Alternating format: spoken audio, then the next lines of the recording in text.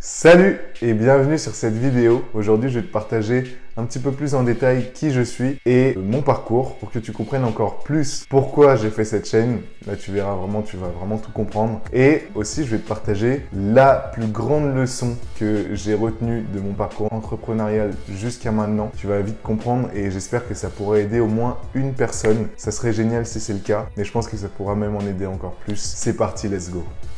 Ok, let's go! On se retrouve du coup pour la présentation. Comme je vous ai dit, qui suis-je et mon parcours. Alors, il y a 3 objectifs à cette vidéo. Le premier objectif, c'est bien sûr d'expliquer qui je suis brièvement. Le deuxième objectif, c'est d'expliquer mon parcours pour comprendre davantage pourquoi je fais cette chaîne et mes intentions derrière. Et le troisième objectif, c'est de vous partager la plus grande leçon que j'ai apprise sur mon parcours. Et j'espère que ça pourra au moins aider une personne. Et j'en serais ravi si c'est le cas. Donc on commence par une présentation très simple. Je m'appelle Thomas Rakoto Malala. Pour souci de longueur, j'ai mis Thomas Rakoto sur YouTube. J'ai 23 ans actuellement. Je suis né le 5 novembre 1998. Je suis français et j'habite en France, en région parisienne. Je suis d'origine malgache et chinoise. Alors malgache à plus de 80% et chinois le reste. Et ça se voit clairement dans mes yeux que j'ai des origines chinoises. Et ensuite, je suis entrepreneur en métier. Et vous allez plus comprendre qu'est-ce que je fais, qu'est-ce que j'entreprends entre guillemets. Donc mon parcours, je l'ai divisé en 5 étapes qui sont les suivantes. La première étape, c'est ce qui s'est passé avant l'entrepreneuriat. Je vais passer brièvement dessus, notamment les études. Ensuite, ça va être la découverte. Je vais vous raconter comment j'ai découvert l'entrepreneuriat et ensuite par quoi j'ai commencé pour bifurquer ensuite sur mon parcours entrepreneurial. Alors là, je vais expliquer les grandes lignes. Je vais vraiment vous expliquer l'essentiel de ce qui s'est passé dans mon parcours parce que ça serait trop long de raconter vraiment tout mon parcours, tout ce qui s'est passé. Mais par contre, dites-moi en commentaire si vous voulez que je vous explique vraiment mon parcours en détail et tous les hauts, les bas, les échecs et tout qui se sont passés parce que je peux vous dire qu'il y en a énormément. J'aime bien dire que j'ai eu plus de 95% d'échecs, ce qui est totalement vrai. J'ai eu plus de 50 essais pour environ 3-4 réussites. Donc voilà, ça peut être aussi intéressant et peut-être vous inspirer, vous aider à continuer si vous êtes dans une période un peu down. Ça peut être intéressant. Et ensuite, je vous expliquerai du coup actuellement ce que je fais et à la fin, la leçon principale que j'ai apprise sur tout ce parcours-là. Donc on commence avec avant l'entrepreneuriat. Qu'est-ce que j'ai fait? J'ai fait des études. J'ai commencé par des études générales, donc collège, lycée général, pas privé. J'étais un gamin assez réservé. À l'école, j'étais plutôt moyen. Voilà, j'ai mis moyen parce que c'est la réalité. J'étais toujours dans la moyenne, voire un petit peu en dessous. Et j'avais toujours cette fameuse phrase sur mon bulletin, peut mieux faire. Et en gros, j'étais un bosseur sous pression. Donc si on me mettait vraiment une raison de bosser, comme par exemple, tu vas redoubler si tu n'as pas plus de 13 de moyenne, j'allais charbonner pour avoir ces 13 de moyenne. Mais si j'avais pas cette raison, j'arrivais pas à me dire de travailler juste pour les notes parce que pour moi, personnellement, les notes, je m'en fichais un petit peu. Et ensuite, j'ai fait des études supérieures de 2016 à 2019 et je me rappelle, je savais pas vraiment quoi faire. À la sortie du bac, je savais vraiment pas quoi faire et j'ai demandé un jour en allant au tennis avec mon père, je lui ai demandé, papa, qu'est-ce qui peut rapporter de l'argent ? Quel métier, quel domaine rapporte de l'argent? Et il m'a dit le commerce. Et à partir de là, moi je me rappelle à l'époque, je voulais avoir des responsabilités. Je voulais, je visais directeur et tout, alors que je taffais même pas. Mais je voulais, je voulais des responsabilités et gagner de l'argent. Voilà, je m'en cache pas. Quand j'étais jeune, j'avais ce désir-là.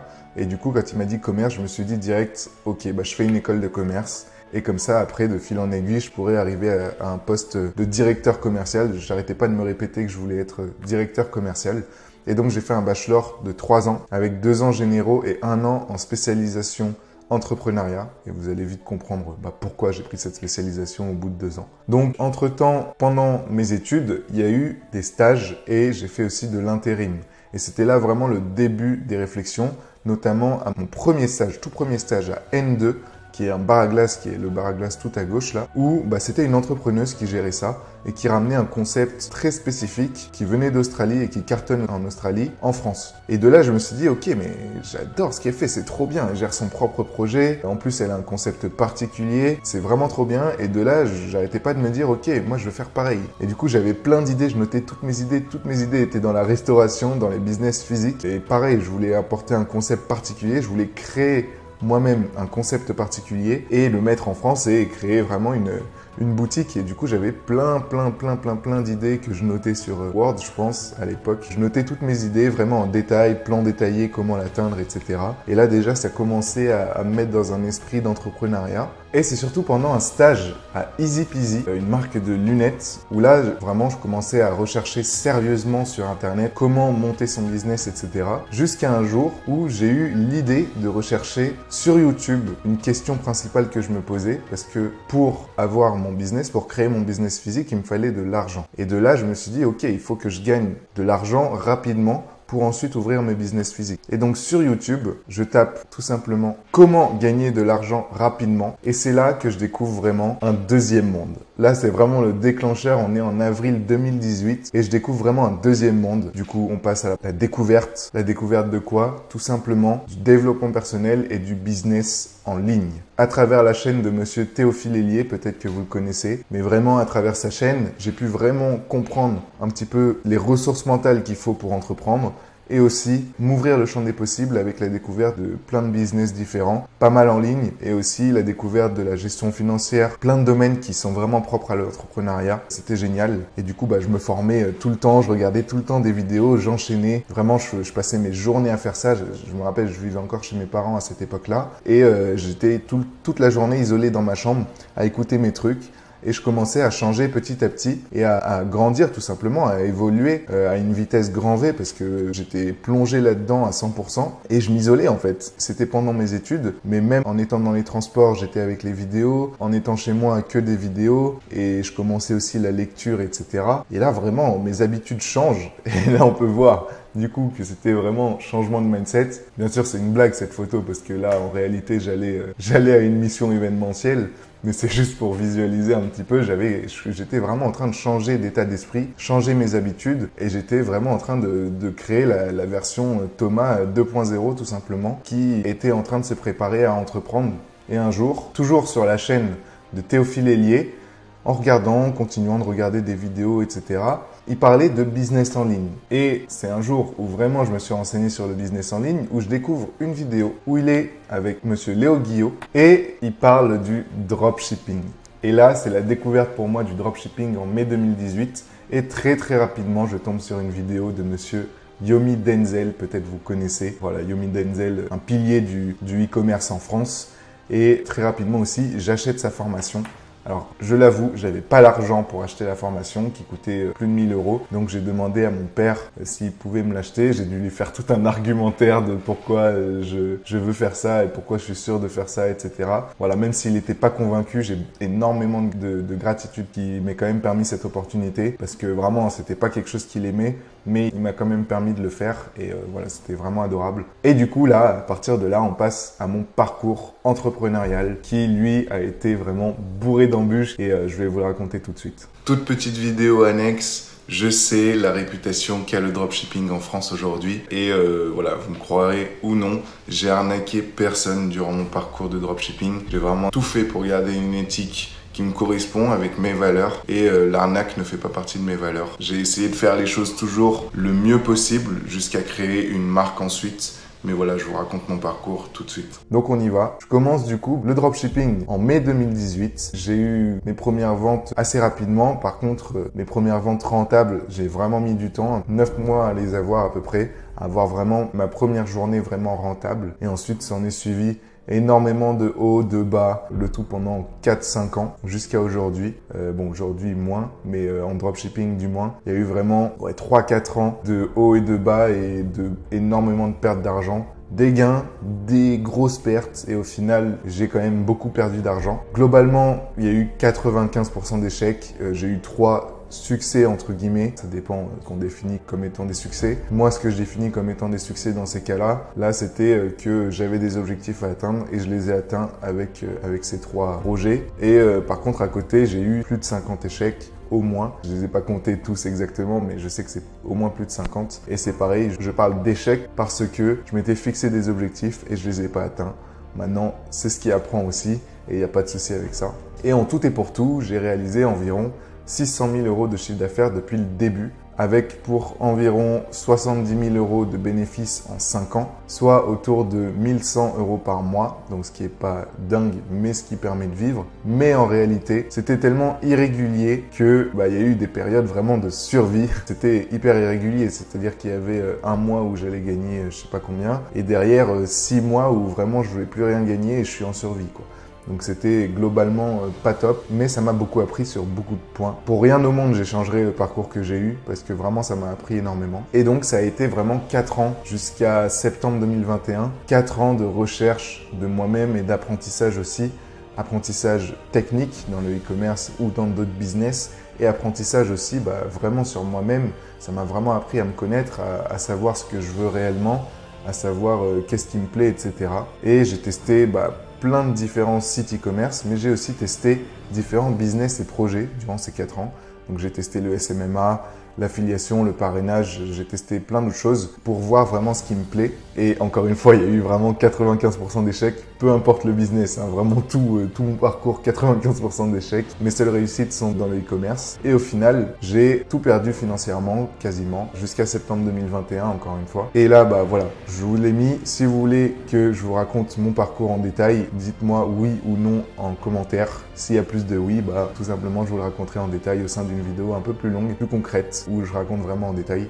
Et donc, comme je vous ai dit, je me suis retrouvé vraiment ruiné en septembre 2021. J'avais plus de quoi payer le loyer, pas de quoi payer mes courses, l'essence, etc. Rien. Vraiment, j'avais rien. J'avais même pas 100 euros sur mon compte en banque. C'était vraiment terrible. À tel point que la seule et unique solution que j'ai trouvée sur le court terme pour répondre à mes besoins, c'était de prendre un job. Pas n'importe quel job. Un job à Burger King. Donc en septembre 2021, je travaillais 24 heures par semaine et je gagnais environ 900 euros par mois, ce qui me payait du coup tout pile mes charges. Mais je sortais quand même 100 à 200 euros de ma société tous les mois pour le reste. Du coup, de novembre 2021 à mars 2022, ça a été une grosse phase d'introspection, toute la période là de Burger King. Pourquoi novembre 2021? Parce que entre septembre et novembre 2021, honnêtement, il s'est pas passé énormément de choses en termes de réflexion. Voilà, toute cette période-là, ça m'a vraiment permis de me remettre complètement en question, de remettre complètement en question aussi mes activités. J'ai commencé à me poser surtout les bonnes questions, ce que je pensais être pour moi les bonnes questions, pour comprendre ensuite pourquoi dans le fond, je ne fais qu'échouer dans ces domaines et pourquoi je ne suis pas aussi motivé et discipliné que ceux qui réussissent. Et du coup, pourquoi? Tout simplement parce que je n'aimais pas ce que je faisais. Et ça, c'est primordial. Vraiment, j'aimais pas ce que je faisais, mais je m'en rendais pas forcément compte. J'aimais pas ce que je faisais des activités uniquement pour l'argent. Et ça, vraiment, ma plus grosse erreur, ça a été ça. Mais encore une fois, la vie est bien faite. C'est pas tant une erreur que ça, parce que ça m'a beaucoup appris quand même. Et sans l'avoir fait, j'aurais pas eu cette réalisation-là. Donc, beaucoup de gratitude aussi par rapport à ça. Mais en gros, j'allais dans une direction qui n'est pas en accord avec ce que je veux réellement. Je suivais les objectifs des autres en pensant que c'était aussi les miens. Et donc, voilà, c'était ça aussi le vice de regarder plein de vidéos, business, etc. C'est que je me conditionnais mentalement à penser comme les gens qui partageaient leur contenu. Alors, ça peut être bien dans un certain sens. Par contre, c'est pas bien si on les suit à 100% sans s'écouter intérieurement. Et moi, c'est ce que je faisais. Et du coup, je suivais aussi leurs activités. Je suivais aussi exactement ce qu'ils faisaient. Alors que dans le fond, c'était pas spécialement ce qui me correspondait. Je m'en rendais pas spécialement compte, mais automatiquement, vu que c'était pas ce que je voulais réellement, je faisais pas vraiment les vrais efforts. Je faisais pas les efforts que eux ils font parce qu'ils aiment ça. C'est aussi pour ça que j'ai beaucoup échoué. Et donc à partir de cette réalisation, vraiment tout a changé. Et ça, c'était vraiment récent. C'est en mars 2022. Et là, actuellement où je tourne cette vidéo, on est en mai 2022. Tout a changé parce que j'ai décidé tout simplement de mettre mon bonheur comme unique objectif. Je me cherchais et j'ai cherché tout simplement avant tout ce qui me plaît. Quand j'ai testé différents business, je cherchais pas ce qui me plaisait. Je cherchais ce qui faisait le plus d'argent et ce qui correspondait le plus à mes envies financières. Et donc, à partir de mars 2022, j'ai commencé vraiment à chercher à faire un travail par amour et pas juste pour l'argent. Et j'avais en tête le fait que c'est en aimant qu'on devient un aimant. Si j'aime, je vais me sentir bien, donc je vais travailler avec envie. Et ça, c'est vraiment ce qui fait toute la différence. Travailler avec envie et non pas se forcer sur quelque chose qui ne nous plaît pas. Et donc ensuite, si je travaille avec envie et que je travaille vraiment, etc., l'argent sera une conséquence. Et aussi, je me suis dit, 80% de notre vie, on travaille, alors vaut mieux aimer ce qu'on fait tout simplement. Et donc après de multiples questionnements, j'ai cherché sur YouTube des vidéos, comment trouver sa voie, j'ai lu des livres là-dessus, j'ai analysé mon passé, ce que j'ai aimé, ce que j'ai pas aimé. Vraiment, j'ai testé plein de trucs pendant au moins un mois où j'étais perdu. Et honnêtement, je me sentais pas si bien que ça parce que je voyais pas le bout du tunnel et dans ma tête, j'étais pas tombé dans une dépression, pas à ce point-là, mais je sentais que j'étais pas aligné avec ce que je veux vraiment, mais en même temps, j'avais pas la solution pour aller vers ce que je veux vraiment. Je sais ce que je veux globalement sur plusieurs points de ma vie parce que je l'ai écrit et je sens profondément que c'est ce que je veux. Mais je sentais que mes actions n'allaient pas dans cette direction-là et je savais pas comment avoir des actions qui vont dans cette direction. Mais quand même, après tous ces tests, j'ai pu lister ce que j'aime faire et ce que j'aimerais faire dans mon métier en 5 choses précises. Pourquoi j'ai mis aussi et que j'aimerais faire dans mon métier? Parce que tout simplement, il y a plein de choses qu'on aime faire, mais il y a plein de choses aussi qu'on aime faire en loisir et qu'on aime faire pour le plaisir juste et pas forcément le transformer en métier. Je pense, en tout cas du moins, qu'on peut pas rendre tout ce qu'on aime faire en métier parce que le loisir, comme son nom l'indique, je prends du plaisir en étant un loisir. Après, c'est encore un autre plaisir de le rendre comme métier et on n'est pas capable dans toutes les activités de prendre ce plaisir-là. Et bref, du coup, j'ai listé ce que j'aime faire et ce que je veux faire dans mon métier en 5 points. Donc le premier, c'est d'aider des gens en partageant de l'apprentissage. Le deuxième, c'est de partager mes aventures personnelles et professionnelles lorsqu'elles peuvent aider des gens, toujours du coup dans la même dynamique de aider des gens. Le troisième, c'est organiser des projets qui ont du sens pour moi. Le quatrième, c'est de rencontrer de nouvelles personnes et d'apprendre à les connaître et vivre des expériences avec eux. Et le cinquième, c'est vivre des expériences en groupe. Donc voilà un petit peu les points essentiels que j'ai notés que je veux faire dans mon métier. Et donc comment faire tout ça? Et c'est là, je me suis posé des questions. Est-ce qu'il y a des personnes qui font déjà ça? Et je me suis dit, ok, oui, il y a des personnes qui font déjà ça, à peu près, sur les grandes lignes, via YouTube. YouTube est une très bonne plateforme pour réaliser tout ce que j'ai dit là. Et donc j'ai fait un test en mars 2021 avec un concept particulier. J'ai ouvert ma chaîne YouTube où le concept c'est vivre des expériences avec les abonnés. Donc en gros, j'annonce des projets, par exemple sauter en parachute avec des abonnés. Les abonnés ensuite peuvent demander de participer et je les sélectionne. Et ensuite, ça fait une bonne expérience, ça fait des belles rencontres. On peut aussi partager un petit peu ce qu'on a vécu dans nos vies à travers la vidéo. Bref, on peut faire des choses vraiment cool. Et ça répondait aux 2 besoins suivants qui sont rencontrer de nouvelles personnes et vivre des expériences en groupe. Et donc, j'ai fait plusieurs tournages et au fil du temps, je me rendais compte qu'il y avait un truc qui va pas. Il y avait un truc qui va pas et j'avais pas vraiment envie de faire ça, du moins maintenant. Et du coup, je me suis dit, c'est peut-être juste que c'est pas le projet principal que tu veux faire. C'est un projet qui a du sens pour toi, que tu veux faire, mais peut-être pas en projet principal. Peut-être en projet plus annexe et plus du coup axé un petit peu plus plaisir. Moi, voilà, c'est le projet que je vais suivre tout le temps. Et du coup, je rentre dans une période de gros doutes parce que je sentais que c'était pas ça, mais d'un autre côté, je m'étais un petit peu engagé à faire ça et j'arrivais pas à respecter cet engagement. Mais toujours est-il, à ce moment-là, je me suis écouté et je suis repassé du coup par une période de doute où je savais pas quoi faire. Voilà, je me demandais est-ce que YouTube c'est fait pour moi, est-ce que j'en suis capable, etc. Je me comparais aussi beaucoup à d'autres créateurs de contenu qui faisaient du divertissement et je me disais mais moi je suis pas fait pour ça, etc. Je me vois pas aussi drôle que des trucs du genre. Et jusqu'au moment où voilà en avril vraiment je fais une grosse introspection. Quels besoins j'ai envie de répondre principalement et comment ensuite répondre aux autres. Et donc je suis revenu un petit peu sur la liste des besoins et vraiment là j'ai eu une idée qui m'est venue et qui est tout simplement mon projet YouTube pour répondre à 100% à ce que j'aime et que je veux faire. Donc on rappelle, c'est ça, aider les gens en partageant de l'apprentissage, partager mes aventures personnelles et professionnelles lorsqu'elles peuvent aider des gens, organiser des projets qui ont un sens pour moi, rencontrer de nouvelles personnes et vivre des expériences en groupe. Et je me suis dit, au final, avec un projet YouTube concret que je vais vous partager après, je peux répondre à tous ces besoins. Et c'est là m'est venu plusieurs idées. L'idée de la chaîne perso pour répondre aux 2 premiers besoins, aider des gens en partageant de l'apprentissage et partager mes aventures personnelles et professionnelles lorsqu'elles peuvent aider des gens. Et donc sur cette chaîne perso, Thomas Rakoto, ça va être très axé développement personnel et lifestyle en même temps, tout en étant totalement transparent des hauts et des bas. Et l'objectif, c'est vraiment d'aider des gens à travers mes apprentissages et mon parcours. Donc mes apprentissages, ce n'est pas que les apprentissages que j'ai eus sur mon parcours, c'est aussi les apprentissages que je fais à travers les livres, à travers des vidéos. Si je sens que ça peut aider des gens et que vraiment j'ai envie de faire passer le message, c'est sur cette chaîne que je le ferai. En parallèle, le point 3, c'est d'organiser des projets qui ont du sens pour moi. Et donc, c'est là où, tout simplement, je vais me servir de cette chaîne perso pour vous présenter les projets qui ont du sens pour moi et qui peut-être auront aussi du sens pour vous.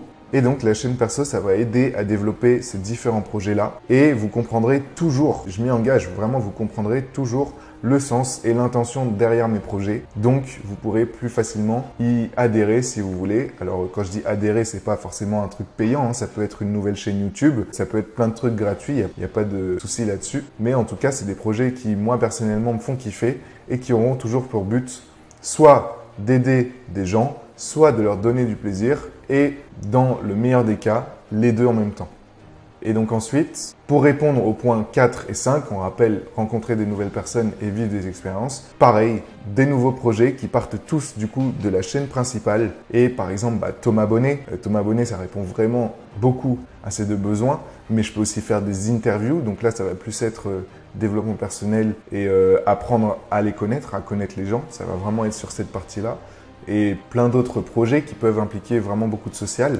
Et toujours, les objectifs de ces projets-là, ça va être d'aider les gens ou alors leur donner du plaisir. Et dans le meilleur des cas, je vais toujours essayer de faire les deux. Donc voilà, maintenant vous savez tout sur mon projet, sur les grandes lignes de mon parcours. Et donc, une leçon principale que j'ai envie de vous partager et que j'ai apprise sur mon parcours, peut-être que vous avez pu le comprendre, mais c'est de toujours faire des choix alignés avec votre bonheur. Comment moi j'ai procédé en tout cas, si ça peut vous aider, n'hésitez pas à tester l'exercice. Il y a plein d'exercices possibles. Moi je vous partage celui qui m'a aidé. C'était dans un premier temps de noter ce qu'on veut réellement. Ça, je l'ai fait depuis le début grâce à Yomi qui, dans sa formation, il avait dit écrivez votre pourquoi. Et le pourquoi, il se divisait en plusieurs thèmes. Là, je donne des exemples, mais ça peut encore être d'autres thèmes que vous choisissez. Mais les thèmes classiques, voilà, c'est professionnel, famille, couple, amis, lieu d'habitation, etc. Il peut y en avoir d'autres, vous choisissez. Mais du coup, notez réellement ce que vous voulez dans votre vie sur différents thèmes. Ça peut prendre du temps, donc voilà, il faut voir déjà dans un premier temps ce qui vient naturellement et ensuite vous pouvez l'ajuster. Le but, c'est de le relire assez fréquemment et de l'ajuster pour toujours garder en tête, toujours garder cet objectif-là en tête et se conditionner du coup à agir dans leur sens. Si vous n'arrêtez pas de vous le répéter et de relire ça, automatiquement, vous allez vous conditionner à agir dans le sens de ces objectifs-là. Et dès que vous allez faire des actions qui ne correspondent pas à ces objectifs, vous allez le ressentir en principe. Ensuite, la deuxième étape, c'est de noter votre situation actuelle.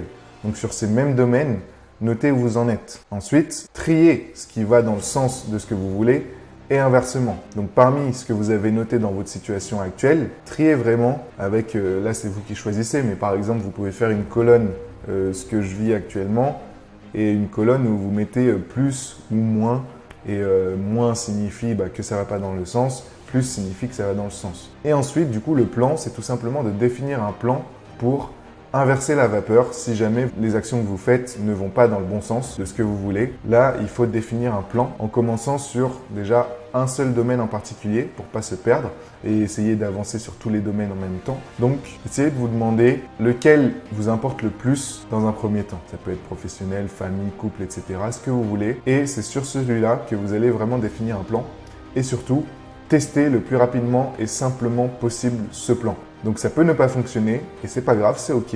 Mais ensuite vous pouvez optimiser ce qui va pas et l'objectif aussi peut changer potentiellement. Peut-être que dans ce que vous avez écrit pour ce que vous voulez réellement, ça va être modifié. Mais pareil, vraiment ce qui compte c'est de tester et optimiser. Et toujours garder ces objectifs profonds en tête qui est le pourquoi. Voilà, l'objectif c'est vraiment de se créer une vie qui nous correspond maximum sur les points extérieurs, mais aussi le plus important, c'est bien sûr d'apprécier le chemin. Comment apprécier le chemin? Alors il y a deux méthodes, mais les deux vont ensemble. Il y a mentalement et il y a aussi en avançant vers des objectifs qui ont vraiment un sens pour vous. Et c'est pour ça que écrire vraiment ce que vous voulez dans votre vie et avancer dans ce sens, déjà ça va vous épanouir.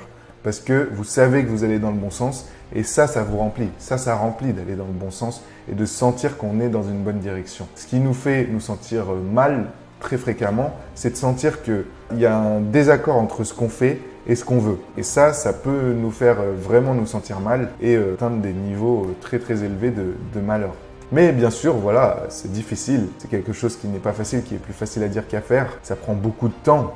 Ça fait aussi peur parfois. Ça peut demander des sacrifices. Mais ça en vaut quand même la peine parce que votre bonheur, sachez, il n'a pas de prix. Et j'aime bien dire qu'il vaut mieux mourir sur la route de votre bonheur que mourir après avoir vécu toute une vie qui ne vous correspondait pas. Et donc, encore une fois, voilà, c'est beaucoup plus facile à dire qu'à faire. Mais gardez en tête quand même que c'est possible. Pour tous ceux qui veulent y croire, c'est possible. Et peu importe qui vous êtes, vous pouvez y arriver. Et donc, vous êtes le seul à définir votre chemin. Merci d'avoir regardé, vraiment. C'est une vidéo qui me tenait à cœur, non pas juste pour raconter mon parcours, mais surtout pour partager cette leçon-là. Voilà, si ça peut aider ne serait-ce qu'une personne dans cette vidéo, ça serait un grand plaisir pour moi. Vraiment, merci d'avoir regardé cette vidéo. Et si vous pouvez, voilà, un petit like pour me soutenir si vous avez aimé la vidéo, bien sûr. S'il vous plaît, ça vous prend 2 secondes. Juste un petit like, ça va permettre de me soutenir et de montrer la vidéo à encore plus de monde grâce à l'algorithme YouTube. Et sur ce, écoutez, je vous souhaite une très bonne journée. J'espère que la vidéo vraiment vous a plu et je vous dis à bientôt.